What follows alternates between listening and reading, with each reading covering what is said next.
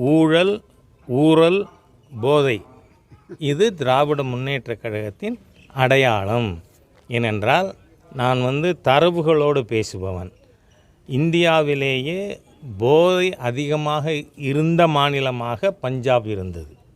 இன்றைக்கு இந்தியாவிலேயே போதை அதிகமாக இருப்பது தமிழகம்.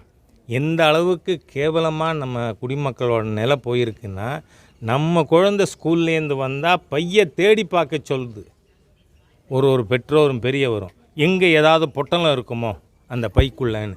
அந்த அளவுக்கு தமிழகத்தின் அடுத்த தலைமுறையை அழித்து விட்ட தீய சக்தியை மக்கள் 26 வீட்டுக்கு அனுப்புவார்கள். ஏன்னா மக்கள் இன்று தெளிவாக இருக்காங்க. என் அடுத்த தலைமுறையை காப்பாற்ற வேண்டும்.